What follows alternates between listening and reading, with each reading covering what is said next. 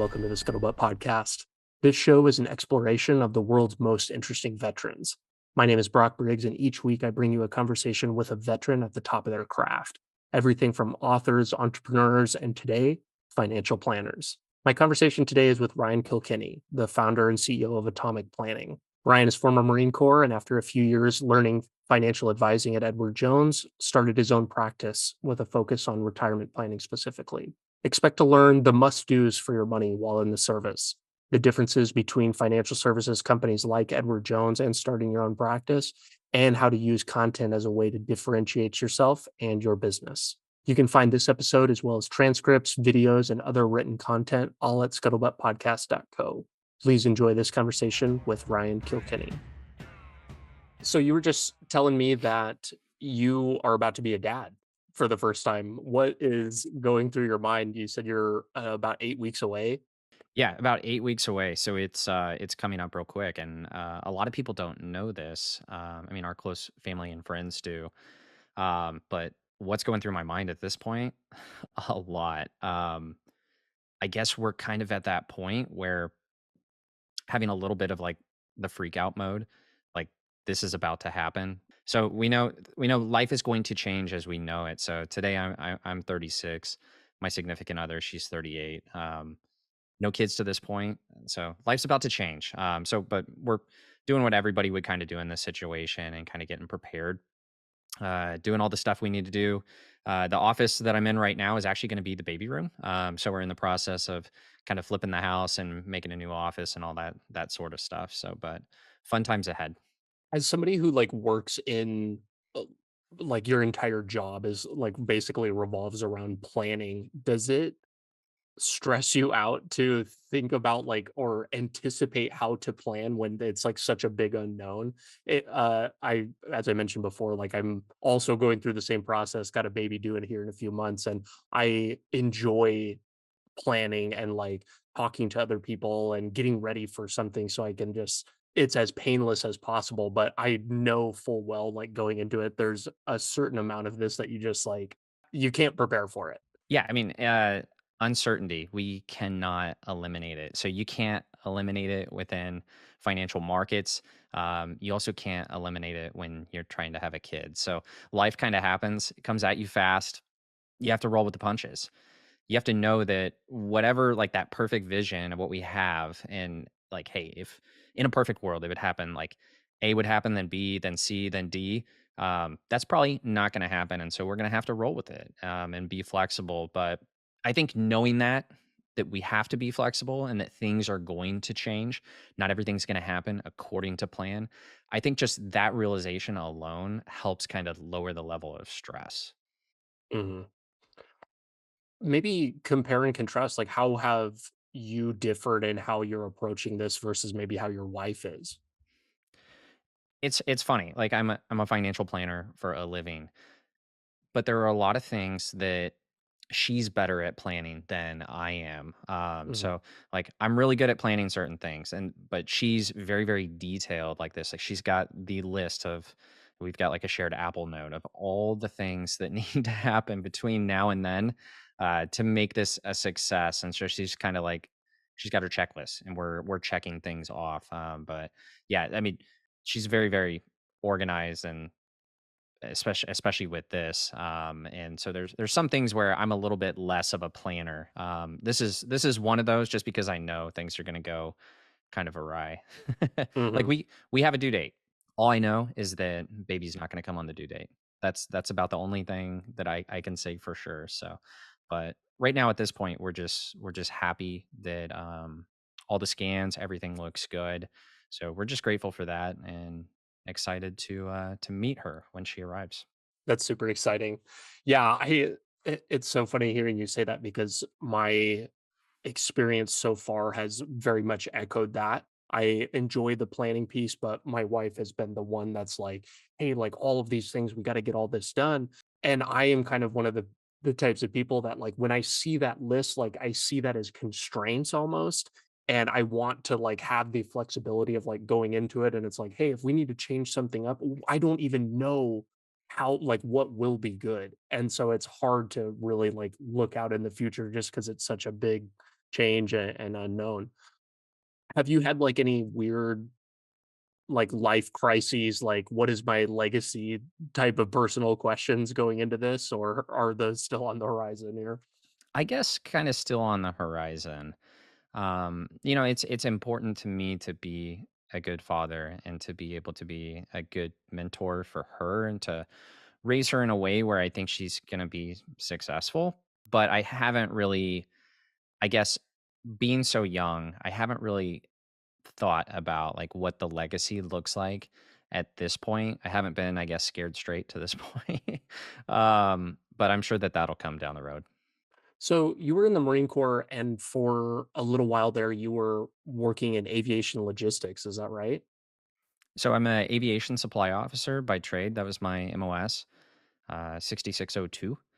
But all Marines are riflemen. All Marine officers are rifle platoon commanders or provisional rifle platoon commanders, and so that's kind of what I was trained to do. But yeah, I served 4 years at Marine Aircraft Group 39 in Camp Pendleton, California. So it's the largest rotary wing aircraft group in the Marine Corps. So you get all your Hueys, Cobras. At the time, they had the Sea Knight, but then that sundown happened, and now they have the MV-22 Osprey. Mhm.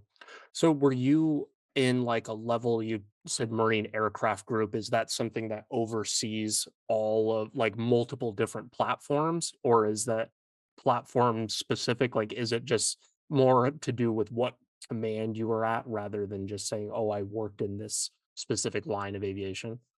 So I guess my MOS wasn't specific to a type model series, so to say. It was aviation logistics, and then I guess like I've never worked with fixed wing aircraft, Mhm. and so like I don't have any experience with the logistics of that. But the longer you stay in PCS, you're bound to go from one to the other, or vice versa.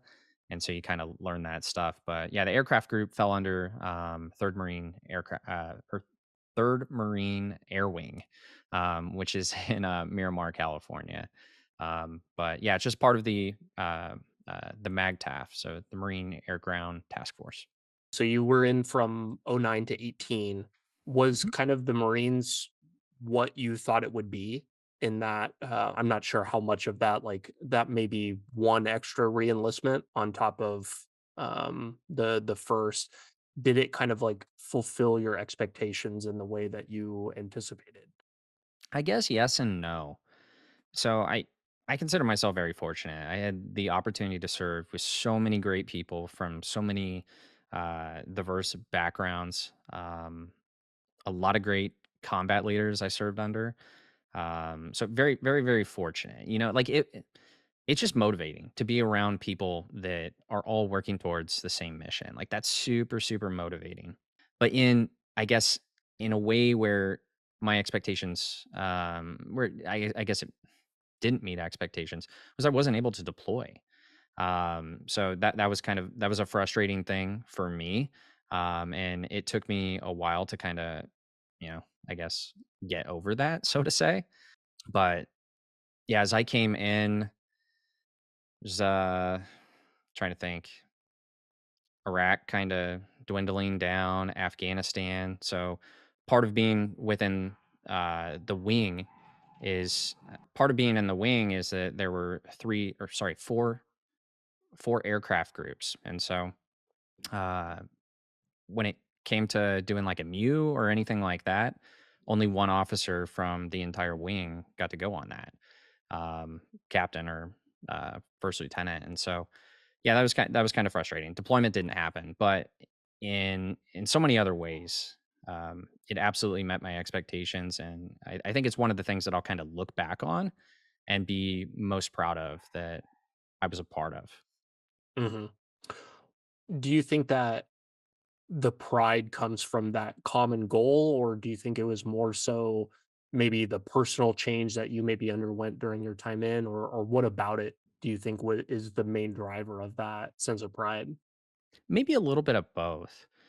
I think, you know, I needed the Marine Corps, in my life. Like I was a good kid. I worked hard, made good grades, but I lacked discipline, lacked focus, and I needed that. I needed that in my life, and so the Marines were absolutely like huge and instrumental in kind of shaping me into who I've become and who I'll be. Years down the road. Um, yeah, I guess that's how I would answer that.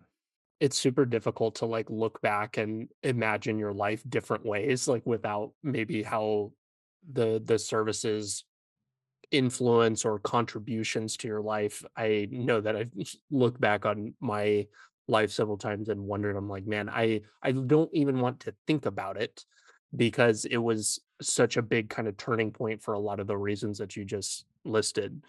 With the lack of deploying, do you think that you took that personally? I know that I have several friends that were kind of in similar positions that didn't, just kind of by luck of the dice, you can't really control a lot of those things, didn't deploy, and it's something that's like really weighed on them since.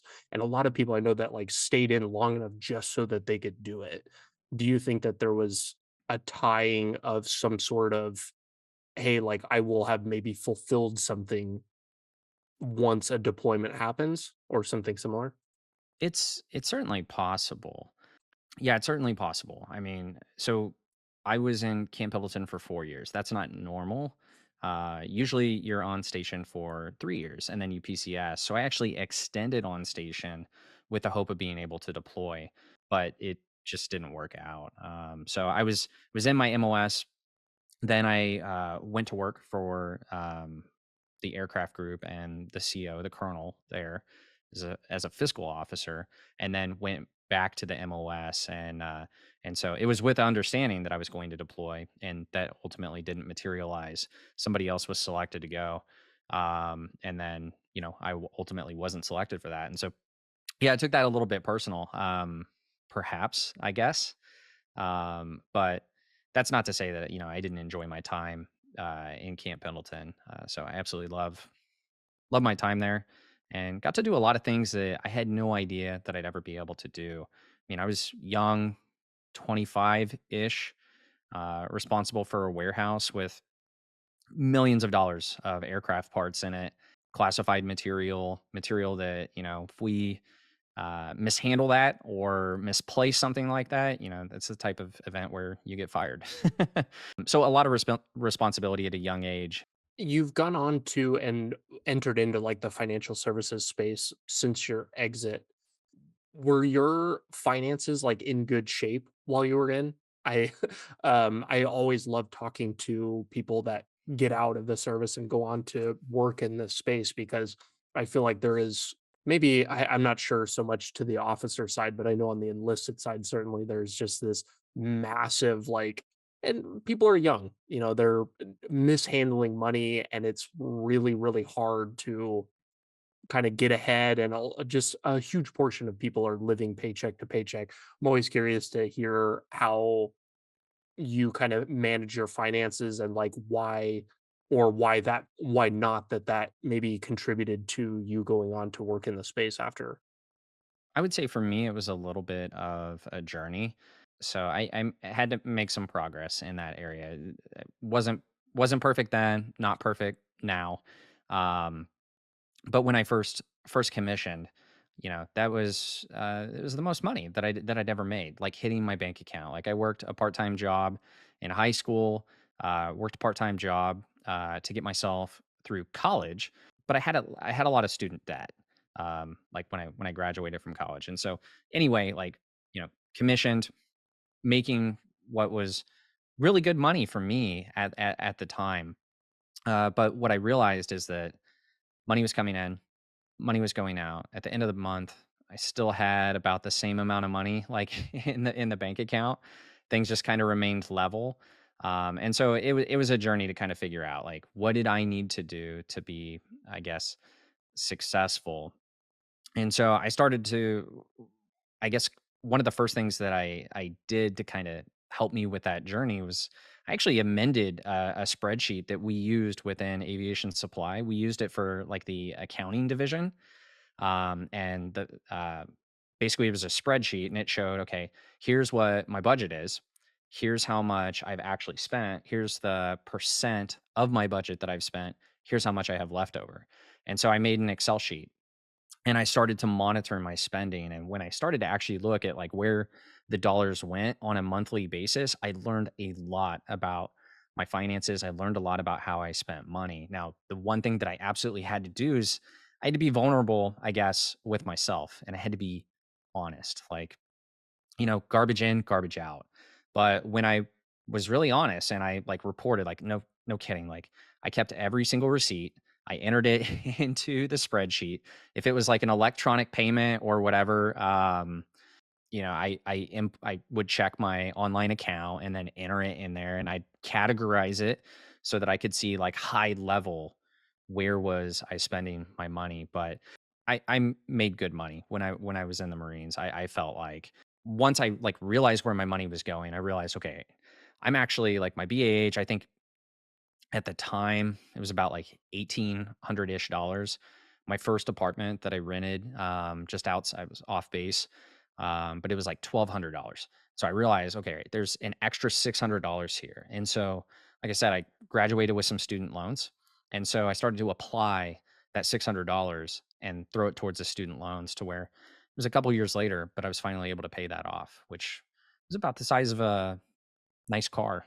Yeah, it is like, there's so often such a large disparity between what is actually happening with your finances and what you think is happening, and then sometimes, like, being forced to see it and sit down, like, is the game changer on, like, "Oh, am I actually spending that much money on this?" And, like, kind of holding your own self accountable. It's super difficult to do that, and it's uncomfortable, but seeing things like that, I think the BAH is a really good example because if you know, "Hey, my mortgage is this and my BAH is this," that the delta between those things, like, you should have that extra in your bank account every month, and that should be stacking up, but if it's not, I think that that's, like, a good kind of indicator that something is not right there. Absolutely. It was one of those things where I just realized, like, I had some work to do in this Mhm. area, and once I had a process, like, that was very, very important for me. It was like, "Okay, here's the process where I know that if I just put at the beginning of the month, I refresh the spreadsheet, and it's very, very simple. Okay, my income, so my base pay and my BAH is at the top. Here's what it adds up to. Here's how much hits my account. Okay. All right. So my after tax amount. And okay, how am I going to allocate that? Like, I think it's Dave Ramsey or somebody says, each dollar needs a name. And so I started to just assign each dollar a name and like, okay, all right, my rent is 1,200. Here's how much electric. Here's how much this. Here's how much I'm putting into the thrift savings plan, my Roth IRA. And then I got down to the point where the goal is to spend every single dollar. Now that sounds weird, but I'm not really spending every single dollar. I'm just giving it a name. Some of those dollars that I'm spending, they're going towards retirement accounts and savings and stuff of that sort. But that's how I kind of worked it out. And it made sense for me. That's not to say that it's the right thing for everybody. Do you think that financial education and or like financial behavior in the military is better or worse than maybe outside of the service with a similar group of people? That's a great question. It's really hard to say. I could see it both ways. What I would say though that is unique about being in the service is how some people will target young service members because they know that they have that paycheck. Mhm. They've got that paycheck coming from the government. It's basically as safe as it can get, right? I mean, the United States government pays your income. You don't have to really worry about them going out of business, like any other job. And so I would say the way that it's unique is I mean, you hear about it, young private gets like the 20% car loan, has the Camaro or the Charger or whatever, and it's like absolutely can't afford it. So I would say that's how it's in that respect, it's kind of unique. If you were, let's just kind of put our imagination hat on here for a second. Let's say that you were appointed today to be in charge of financial education in the military, like all DoD wide, what do you think would need to change like tomorrow? The very first thing that you would want to like see people improve on in like a meaningful way? I guess in in that, like, hypothetical scenario, I'd I'd want to that's a tough question. I guess I would want to see something that actually made a difference. And so, like, I'll tell a little bit of a story here. So every command, or at least as far as I know, has like a command financial specialist. So on base at Camp Pendleton, there was somebody, I forget what their actual title was, but they trained command financial specialists. And so those are people, it's like the unit, for lack of a better term, subject matter expert that is supposed to help mentor and coach, I guess, service members on things money related. Now you're not an expert. You really don't have a lot of training. I think you went for like a couple days, maybe it was a week of training. But I don't think that that was enough. Like it wasn't enough to be, I think, super impactful on the people that you're trying to help. It wasn't your primary job. Being a command financial specialist. It wasn't even a B billet. It was just like another little duty that you might have had, a collateral duty, so to say. But I'd like to see something where and I hate to go like off the deep end and be like, we need more PowerPoint or we need more mandatory training and stuff like that. But I think there's a lot of training that I got in the Marines where it was like, this is pointless, or it's like DOD mandated, and it's like, okay, this is the same exact thing that they told me last year. So I guess one of the things that I would recommend is that it would be relevant. It'd be relevant, it'd be interesting, but some training just to educate people on, hey, for many folks, I mean, this is the first time you've really made any money. Here's how to make best use of it, or to at least know where it's going, and kind of just help people find, I guess, their way to be able to manage money in a way that's right for them, so that when they get out, they're they're prepared. They're prepared. They're in a good financial position, and they're not living paycheck to paycheck like I was right after I commissioned. Mhm. If you were to like maybe sum up like what the top like three things that every junior or maybe even senior person in the military ought to be doing with their money today that they probably aren't, just to kind of like take what you said and make it a little bit more concrete. And everybody's financial situation is a little bit more nuanced and kind of maybe some tweaks here and there, but there's maybe a couple of heuristics or principles that you think about that you could kind of say everybody needs to be doing this, this, and this. What are those kind of principles that you maybe found yourself hinging on that you preach maybe in your practice today, which we'll get to, or have found successful and like when you were going through that process of kind of like itemizing your own life? Sure. Definitely. I'm a retirement planner.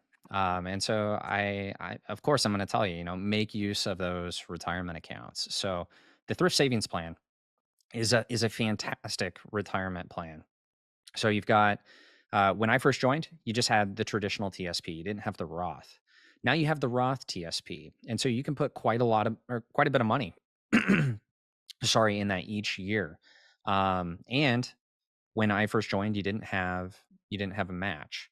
Now some service members can qualify for a match, and so you put money into the Roth TSP, what have you, you get a little bit of a match from the government. And so I would say start as early as you possibly can. Make use of those retirement accounts.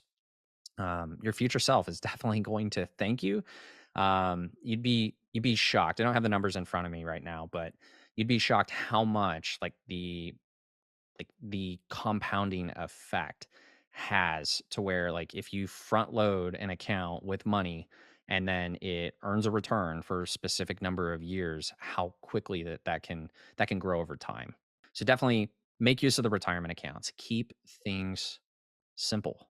Like, keep it simple. Like, you're never going to be able to eliminate uncertainty. So, your plan needs to be simple. It needs to be flexible. You need to be able you need to build flexibility within your plan. And so, one of the things that I think, I never really heard, or it just really wasn't focused, was not all of your money should be going into a retirement account. So I know I'm saying, like, make use of the retirement account, but retirement accounts by and large you can't touch until you're 59 and a half. There's a few exceptions to that, but if you try to access that money early, largely you're going to pay a 10% penalty. And if it's a pre-tax account like a TSP, 401k, traditional IRA, you're going to owe income taxes. So federal, state, if your state charges that. But you need to build flexibility in there. And so what I'm really getting at is a brokerage account. So a brokerage account is a great way to have a flexible plan. So that would have helped me a lot, like going from W2 paycheck to then starting my own business. Like, having a brokerage account would have built more flexibility within my plan. The other thing that I will say is that you're young. You're not going to live forever, but you're going to live for a really, really long time. And so you're probably going to need to own stocks for a long time. I can't tell you how many service members, like, I don't know if this still happens with the TSP, but where when I was a command financial specialist, like, we'd sit down, they'd log into their TSP, and their money's sitting in the G fund. Like, it's essentially not earning anything. So we need to make sure, like, yes, contribute to your retirement accounts, but then make sure that those dollars are invested in a way that it makes sense for you. For most young people, they want to own stocks. And basically, a stock represents ownership in a business. Now, within your TSP, you're going to own a fund, or maybe like the life cycle fund or something like that, like a target date fund. So, like, life cycle, for example, 2050 would be, hey, I plan to retire in 2050. And so they'll take care of all the investments for you. But some other people might want to select, the CSI fund. So you've got like your S&P 500, you've got your small cap stocks, and then international stocks as well. But so those things, like, use your retirement accounts, take advantage of those, capture the government's match if they're going to match your contributions.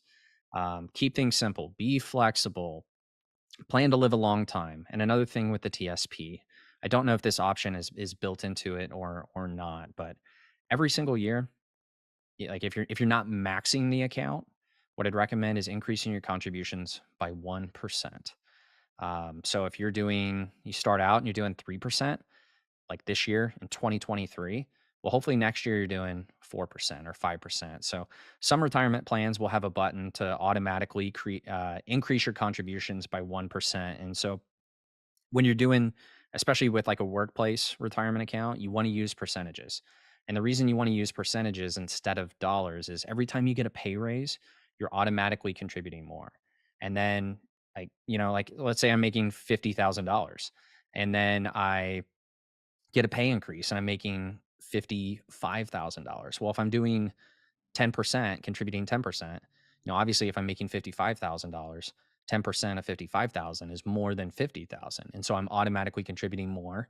And then next year, if I put 11% in, I'm doing even more. But those are, I guess, a few of the recommendations that I would have for people that are either currently serving, or, they've moved on, and they're a veteran today. Yeah, those are great. I think that there are a couple things in there that you highlighted that are really worth kind of touching on again, that it just, for some reason, it's not really talked about a ton, but the amount of people in the G fund is just like, it's crazy. I did that when my now wife and I got together, and she's like, hey, like, I was going to school for finance at the time, and she was like, will you look at this and make sure that this kind of looks right or whatever. I looked at it and I'm like, why is this all here? Like, this is, if you're under 40 years old, certainly you shouldn't be kind of in like this safe or conservative of a thing. And that's what they out in boot camp. They're like, "Oh, this is the most safe." And it's like, well, these are all people that are 18 years old. You don't need to be safe. So that, and then that changed to where they offered the match. I kind of got some mixed feelings about that, and depending on how much you know about like the blended system, I'd love to Mhm. kind of get your take on it because they touted it that it was like this really good thing, like, oh, we've got the match, but kind of on the backhand, it's like they've took a blow to the retirement percentage. Instead of like the high three, it's now like 40% of whatever the new number is. And then also, I feel like they're kind of banking on the fact that people aren't going to take the match. And I think that that was, while there maybe is, maybe you get more out of it if you're maxing it out, the new blended system. Mhm. I'd say on the whole, the government is like not, they're not doing the people a service by that. Like, I would imagine that they are lowering pension liabilities and drastically trying to reduce the amount of money that they're giving to people for retirement. And I think it's because most people won't take advantage of that. And I don't know. I still haven't totally solidified my thoughts on it, but that felt kind of, I don't know if shady is the right word, but it didn't seem to be in the best interest of, I'm thinking like junior person just coming out of boot camp, 18 years old and knows nothing about money. I would agree. So when the blended retirement system came about, it was right before I left the service, maybe like a year before I left.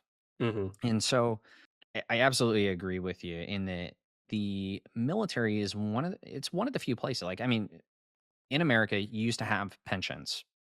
So you had um, defined benefit plans. And then largely those have disappeared. And now you have defined contribution plans. So, like the retirement plans that we think of today, like TSP, 401k. And so, when I entered, it was the high three, so high three when you retire, if you do 20 years of service, you get 50% of your pay. And so every year, right, is we're 2.5%. And so for every year past that, you get 2.5% more. So ultimately, if you do 30 years, 75% of your final high three pay would be your retirement, right? And then they created the blended retirement system. And so what that does, you qualify for a match. I don't know what that is off the top of my head, like how it has changed. I want to say it may have went up to about 5% match, something like that. And then they decrease the pension to 40%. So if you do 20 years, um, it's 40%. Every year past that, you get to 2%, right? Something like that. And so I feel like what did I do? All right. I knew I was getting out. And so I opted into the blended retirement system. And then for like that last year that I was in, I captured some match. But I did that because I knew I was getting out. Mhm. So it didn't make sense because I mean, I wasn't going to be able to make use of the pension. But I think it could help people. This is an area where I think service members could use a lot of planning. But now it's they pretty much every new person coming in, it's blended retirement system, right? But it could help to think of different retirement accounts or retirement dollars in different ways. And what I'm getting at is the pension, that's guaranteed money. If you do this, this will happen. And you can count on that on a monthly basis. Like that check's gonna hit for, a retiree, right? Your retirement accounts, that's not guaranteed. Social Security, those are guaranteed payments. I know there's a lot of discussion, on the health of the program, longevity and stuff of that sort, but it's guaranteed. It's a guaranteed payment. So it's going to stay the same. Now, your pension has cost of living adjustments. Social Security comes with cost of living adjustments. Last year it was 8.7% to kind of account for inflation. I guess I don't have a strong feeling either way, but I do feel that service members at the time, if they were going to stay until retirement, they were probably better by staying in the legacy system because they're just not going to have enough time to take advantage of that match. Whereas like a younger service member, like say they're 18 to 25, they're getting that match. They do 20 years. They have 20 years of matches in there. They retire. They're pulling 40% of their pay. Maybe they serve a couple more years. Maybe it's a little bit higher than that, but it's hard to say. Like what's better? What are the motivations behind it? I absolutely do think that people that are serving today need to be taking advantage of that match. Hmm. Yeah, most certainly. You got out and then went on to do financial planning or as like a financial advisor at Edward Jones. How different of an environment is it like coaching maybe junior Marines on their finances versus going into like an official kind of planning or advising role in like a professional capacity? I mean, it's quite a bit different. I mean, in some ways, it's similar, but with younger service members, more focused on budgeting, credit cards, um, building kind of good habits, making sure that they are contributing to accounts. Whereas once I started as a financial advisor, that's more like helping people that have already kind of been doing that for 20, 30 years, maybe. And so they have entirely different challenges. On like one group is trying to save, and the other's trying to figure out, okay, like what do we need to do with what we have? What we've built up. Like, hey, we've been a good steward of our money, built up a certain amount of assets. What do we need to do to, or what should we be doing? Solving a different problem then basically. Absolutely.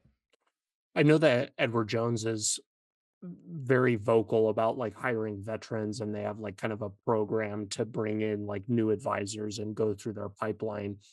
What was your experience like going through that? And then I guess would you recommend that? You've obviously gone on to start your own practice for some reasons we may talk about here in a minute, but the would you recommend that pipeline for somebody maybe that's looking to get into financial advising to, I don't know, get their certifications paid for, get the training that they need to, if they're maybe, even if their long term goal is to kind of do what you're doing? Sure. So Edward Jones was a good place for me to be able to start. I had no experience. Like you said, there's certain certifications that you need and training to be able to work with people and provide financial advice. So it was a good place to start for me and to get that training.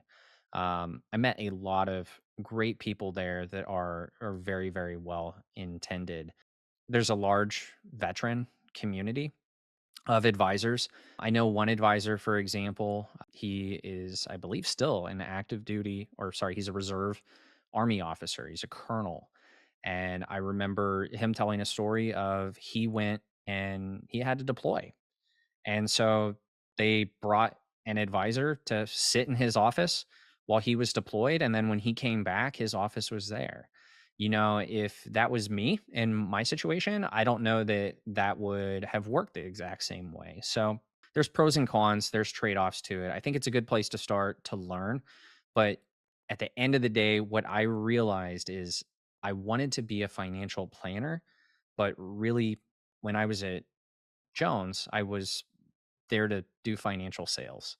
Like that's what the job was. It was financial sales. I had to be registered as a broker, and that was something that I didn't want to sell financial products for a living. So that's it's just something that I disagreed with. And so I ultimately, like you said, I decided to move on from that. But I think for some people, it could be a good place to get started. For others, I would recommend that they try to find their way into an RIA. And so, an RIA, oftentimes, they're independent firms that are largely fee only. Really, all that means is that it's industry jargon for they don't sell financial products. I believe that, if you want to kind of eliminate some of those conflicts of interest that I started to have like an internal struggle with, like that may be the better place to start and to learn to be a financial planner as a part instead of learning to basically sell financial products for a living. Edward Jones, I know, is one of them. Another company that I think falls under that same bucket is Northwestern Mutual, where as like either getting out of the service or like a new college grad. They're kind of courting in a big way a lot of the population that's entering the workforce in that way and kind of selling it as like, hey, you're this financial representative or whatever. But I think at its core is a salesperson, kind of as you highlighted. Who is that actually right for? We're going to talk about like what you do now and like why this is a better position for you. But I've had several people approach me with like opportunities at both places, kind of asking, "Hey, what do you think about this?" And I just kind of basically regurgitate what you just kind of said here. Who is that position right for? And I guess what does it take to have longevity at a place like that? I guess it's right for somebody that understands what they're getting themselves into. So that model is a model where you are a generalist. You're not really a specialist. You work with anybody and everybody, and that may sound good, I believe, but I think that we should be specialists in the people that we're working with and be super familiar with the issues, the specific issues that they're likely to have in their life or that they're going to face down the road because of some nature of their career or the stage in life that they're at. It's a good place for people that I guess they want a proven process. Like they just want to sit in the chair, have all the decisions made for them, and just operate. But if you want to be but if you want to be creative, if you want to serve your clients in a different way, if you want to create content, have a newsletter, have a podcast, have a blog, have a YouTube channel, you're not going to be able to do that there. And so, yeah, for the person that just wants to kind of plug into the program and operate and sell financial products, it could be the right place. Ultimately, to kind of get to your like, what do you have to do for longevity? Is you have to produce on a monthly basis. And so I remember like my regional leader once a month would send an email and it had categories of different advisors and like the top performers, which was all around gathering assets. So that's the name of the game. Sell financial products, gather assets that fees are charged on. And that's what they ultimately, I guess, that's what they celebrated. So that's what I knew they cared about. Just like all my training was sales related, it wasn't how to give good financial advice. It was how to talk to people, how to relate to them. It was sales based training, similar to training Marines get if they're on recruiting duty. How do you think that model is going to work in like the next 20 to 50 years? And I know that that's a big swath of time, but it seems like the industry is moving more and more towards it's about planning, as you're saying. It's about tailored, specific advice, whether for different time periods of life. It's about knowing unique circumstances that don't fall under a big umbrella. Maybe it's a tax focus, maybe it's a big Mhm. family endowment, maybe it's all of these things, and it just doesn't really get the attention and the coverage at just like a big AUM based platform like Edward Jones. And it's more so like, hey, it's your money's going to do fine in an index fund for the next 20 to 30 years. Where do you see companies like that going? I think they're gonna struggle, honestly. I think they're gonna struggle in an environment where, I mean, the situation has changed, right? It used to be you had to go to somebody to get access to financial markets, to buy a stock, to buy a bond. It's not that way anymore. You know, you can open up a Robinhood account and probably fund it before I can finish this next sentence. So it's largely changed. It's no longer access to information. Now it's what do we do with the wealth of information and how do we make it relevant to your life? Like you can Google your financial question, but Google doesn't know your life, doesn't know what's going on, the circumstances, doesn't know your family, the things that are important to you. So I view like the shift has been it's going to go from information and the shifts has already started. It's underway, but it's going to go to how do we take all this information and how do we make it relevant to your life? Good financial advice should be specific to your life. It shouldn't be generic. But I believe that they're kind of backed into a corner. They've got this large 19,000, I think, plus advisor organization. Half of them, I mean, they're still all registered as brokers to sell financial products. They're not, or they weren't doing training on how to give good financial advice. And so I think that's going to be a tough shift for that organization. And I think you're kind of seeing signs of that and frustrations from people like me that were advisors there. And they're moving to a different place. They're joining another firm because the financial planning is important to them and they realize that their clients need that, or they're starting their own firm like I did, because they realize that just like we were trained in the military, right? We were trained to look out for one another, right? Like to have each other's six, so to say. And so when you see, like you're an advisor and you see that things are going to happen to the families you're serving and you want to be able to do something about it, but you can't, I think that yeah, it's gonna be a big shift and it'll be interesting to see how they kind of navigate it, but I think they're gonna struggle. Are there non-compete rules or restrictions on, like, if you go to start your own gig after leaving a big, firm like that? So it depends. So there's a thing called the broker protocol. And if your firm that you're at is in it and the firm that you're going to, like let's say for example, Edward Jones and Merrill Lynch, right? If both are in the broker protocol, then you have more flexibility to be able to reach out and to contact old clients that you worked with, like at the previous firm. But if both firms are not a member of the protocol, which Jones is not, then basically the information, client's information, their phone numbers, cell phone, email, basically any contact information. That's a trade secret, or I think that's the right way to say it. Is that it's a trade secret, but it's basically it belongs to the firm. So the important thing for people to know is that if you go and you work at a big firm like Edward Jones or others, that those are not your clients.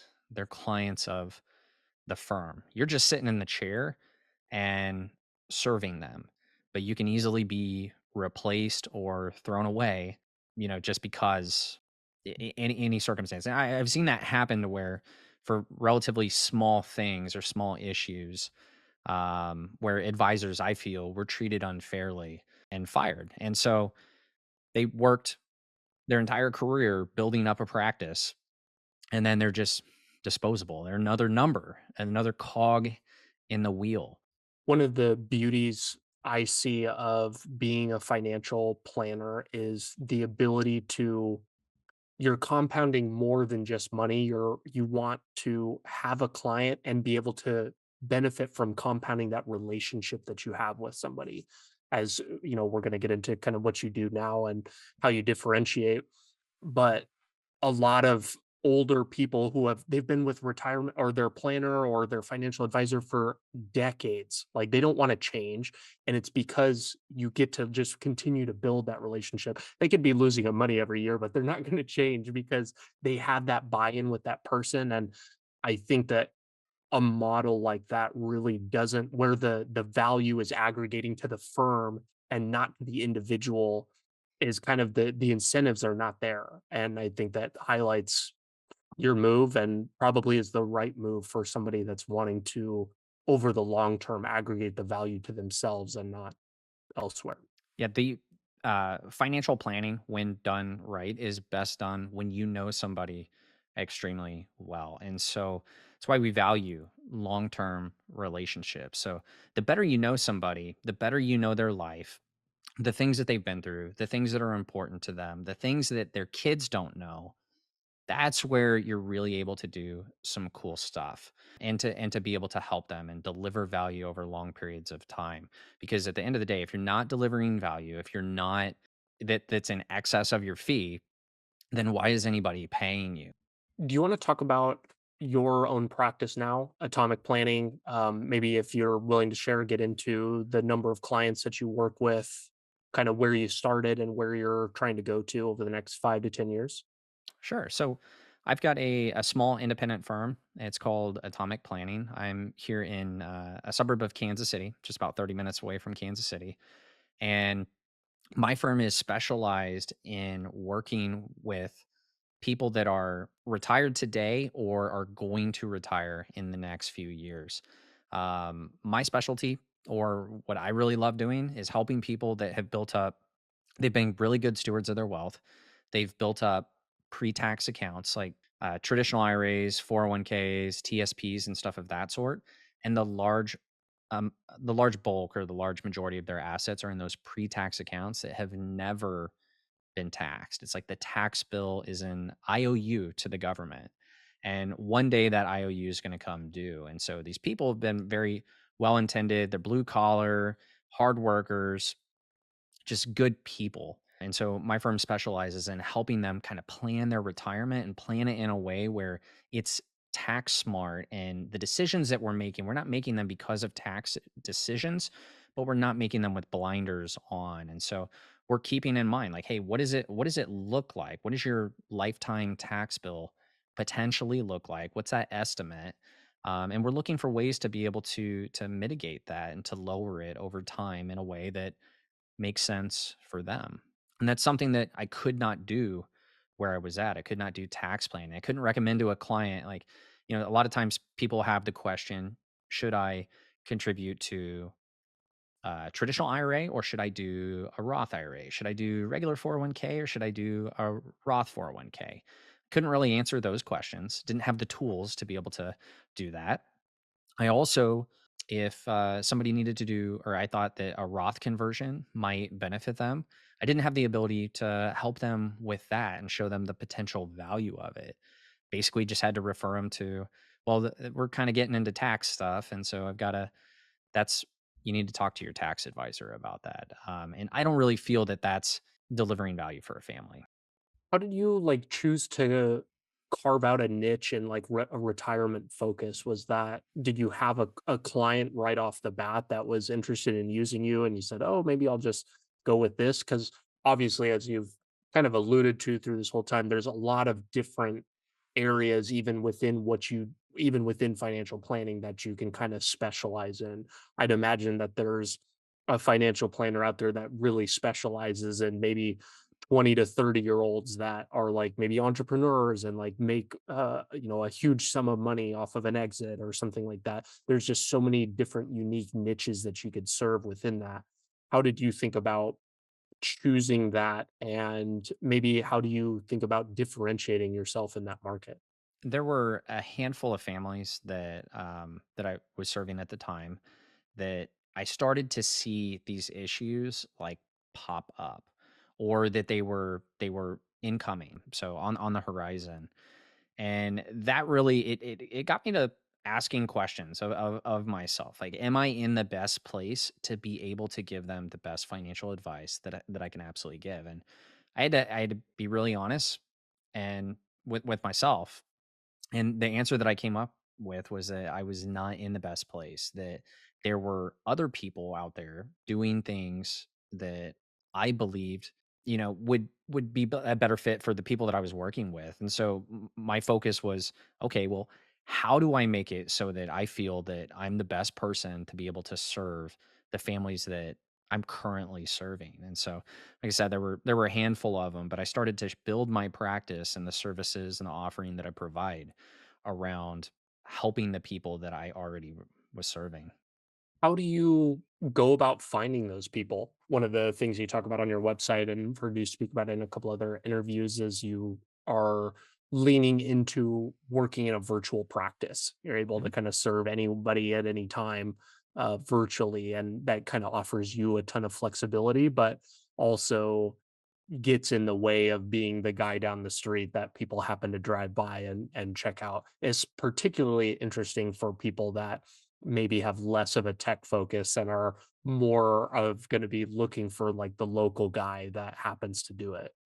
Sure, sure. So When I began my career, I began it by going door to door and knocking on doors and introducing myself to them and getting kind of comfortable with those conversations. And so that's like how I began. Now, how I'm building the practice today is much different. So I believe you need to be a subject matter expert. You need to be a specialist in today's world.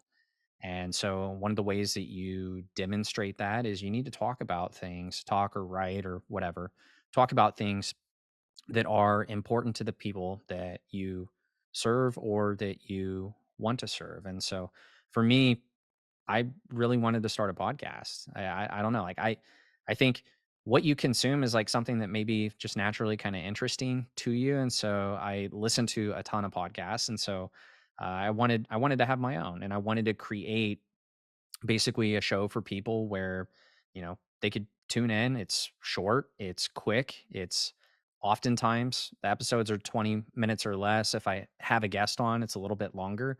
But I wanted them to just be able to walk around the neighborhood or drive to work and be able to learn something, learn something new, and to basically just walk away from that better off than they were when they first hit.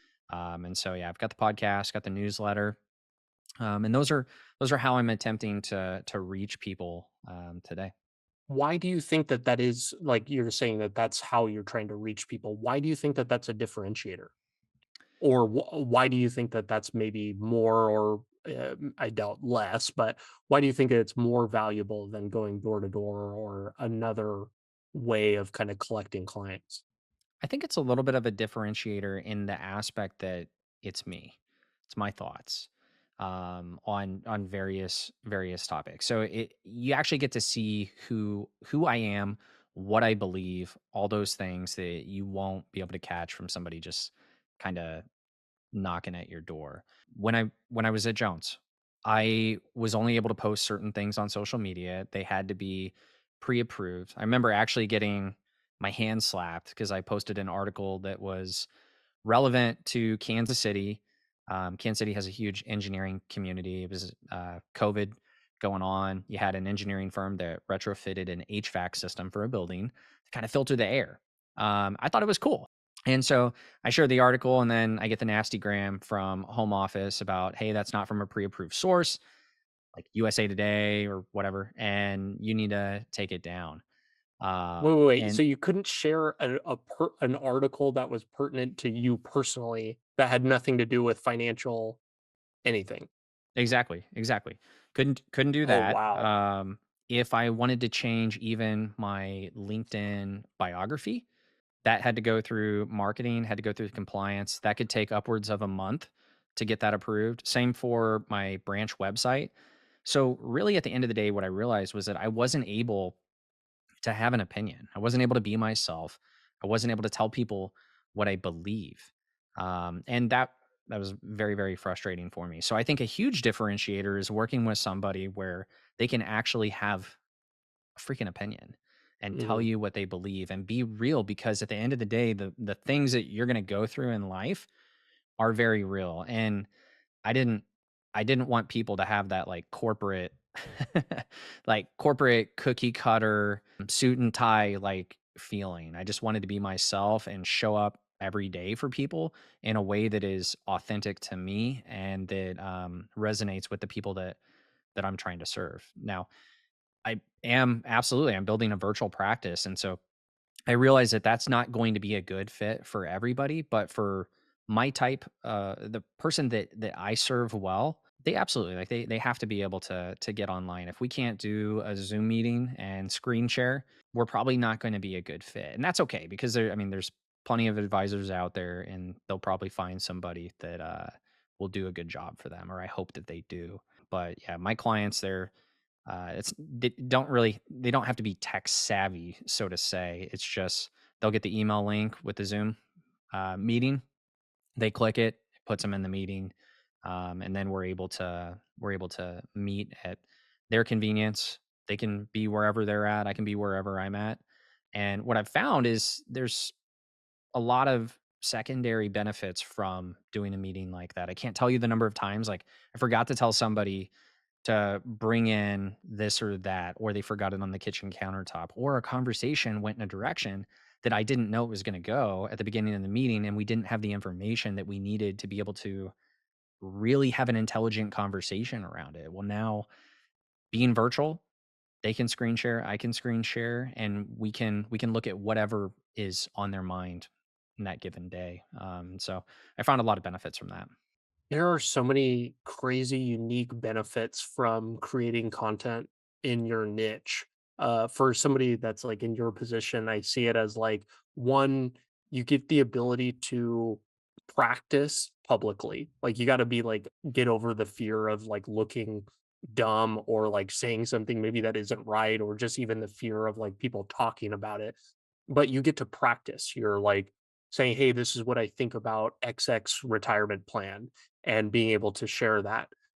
Two, you like naturally aggregate people that are interested in that type of content to you, and people that don't listen, they're probably not for you anyway. It's okay. It's like this natural way of like forming your own kind of intimate circle.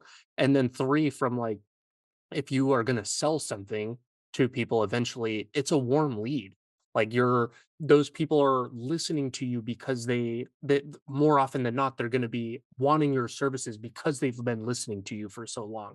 And they already have the buy-in into you from listening to you, reading what you write, all of those things. It's a crazy all of the value, as we were talking about earlier, the value aggregating to the firm. It's like it's all going to you. You're getting the benefit of it. And, it takes a long time for that value to kind of accrue, but I think that that's the right way to go about it, and it's certainly pertinent to more than just financial planning. This, you could probably apply this to just about anything.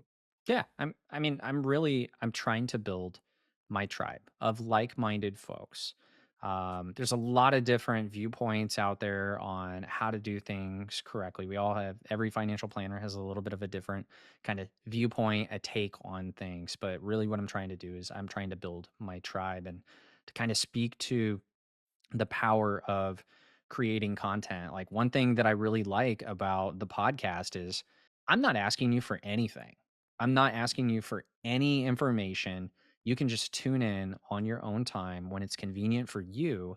And hopefully you learn something from it. But I'm not asking your name. I'm not asking your email, anything like that. Now, obviously, with the newsletter, like kind of like, I don't know, maybe it's just habit, but I was taught in the Marines you give them the appropriate greeting of the day, right? Like, good morning, sir. Good morning, ma'am. And so, rather than like say, oh, hey there, like I ask for their first name. So I do ask for first name, email address, because obviously we've got to deliver it to the right place, right?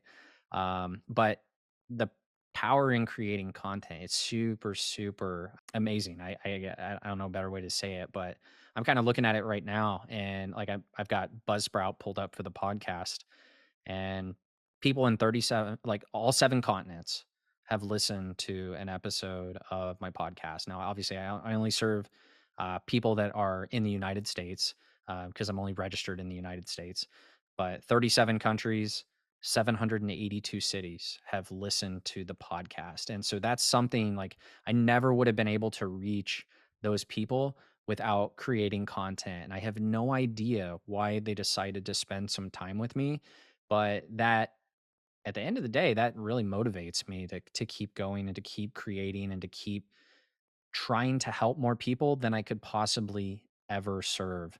I think earlier you asked how many people or like how big would I like the firm to be? And I don't know. I don't really have a great answer for that. Oftentimes I'll say something like 50 families or something. It's because I don't really know what my capacity is. I'll know when I know, but I think what I'd like to do is I'd like to reach somewhere in the neighborhood of about 50 families. And when you're doing financial planning at the level that I want to be able to do it at, and serving families in the way that I want to show up and serve them, you can't work with a million people. You can't have 200 family practices, or you can't work with 1,000 families like I saw where I used to work. And so I think 50 is like a good, yeah, it's a good round number. Maybe I'll reach 50 families and then I'll decide, I think I still have the capacity to be able to show up, but I never want to build at the sake of affecting the people that I already serve. And so when I build, I'm like the families that I already serve are kind of forefront of my mind. One of the questions that you like to ask people, I thought that this was like a really powerful question. I'd love for you to kind of elaborate on it. You said, "Why is money important to you?" Can you kind of elaborate on that question and then maybe answer it for yourself? Like, why is money important to you personally? Sure. So this question I did not come up with. Okay. This was I'm not trying to give not you my credit here, doing. Ryan. Come on. I know, but I need to attribute this. So Carl Richards, Carl Richards, he wrote a book called The Behavior Gap, and it's one of the best books I've ever read. I used to actually have it on the bookshelf behind me, but I took the books down. But The Behavior Gap: Ways to Stop Doing Dumb Things with Your Money. It's a short, quick read, but really, really good. And one of the questions that Carl recommends that advisors ask is, why is money important to you? And it's basically just a conversation starter. It's like an entry point.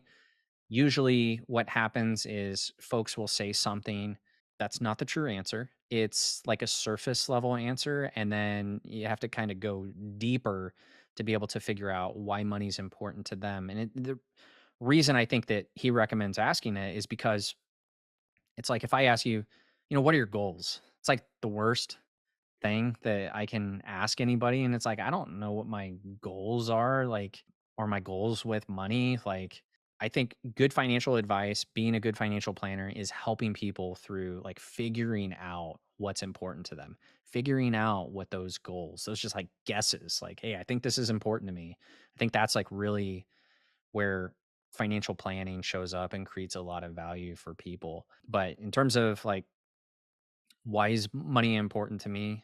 I view it as a tool that helps me be able to spend more time with the friends and the family that I love, doing things that we enjoy doing. And that's my financial purpose. Like that's my statement of financial purpose, as Carl Richards would say. And then all the decisions that I'm making around money, or like my goals, they should align with my financial purpose. And all the, I guess, action items that I'm doing to achieve the goals should align. They should help feed into that, so that really at the end of the day, my goal, even though we're never perfect, is to try to align my money with the things that are important to me and the things that I value.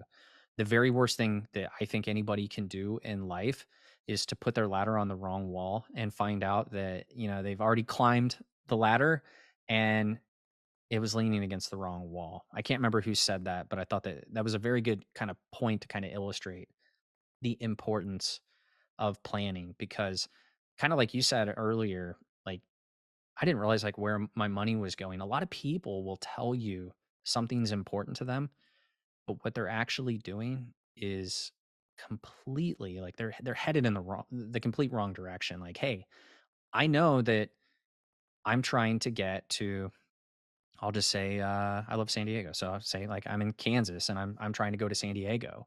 That's what's important to them. Well, I can see that they're not headed in that direction based on the things that they're actually doing with their money. And so sometimes being a good financial planner is being an accountability partner. So, and helping kind of point out those things that, hey, is that truly important to you? Because here's what we're doing today. So I just want to make sure that what we're working towards, is actually important to you. Have you read Die with Zero I by haven't. Bill Perkins? I haven't. I was just curious. There's like this book been circulating around. It's kind of about like literally dying with $0 in your bank account. Not literally, but kind of echoes a lot of the same things that you're just talking about spending your time and money on the things that are important and valuable to you. Might be an interesting read for you if you're interested in that. It makes me think there's a episode that I've recorded. Maybe by the time this one's out, that episode will be out. But I interviewed somebody on the podcast, and they said they're a travel advisor or vacation advisor. Anyway, they said spend your kids' inheritance like with them, like creating memories and stuff like that. And you kind of like Die with zero. You made me think about that. Yeah, yeah, it's along those same lines. There's some really good lines in the book on that. Ryan, this has been really, really good. If we were to take away one message today from you that we could go and implement in our lives today, what do you think that that would be? I would say that everything's a process. I talk about financial planning. The plan is not the most important thing. In fact, oftentimes the financial plan is worthless because it's a snapshot in time. It's a moment in time. It's a screenshot.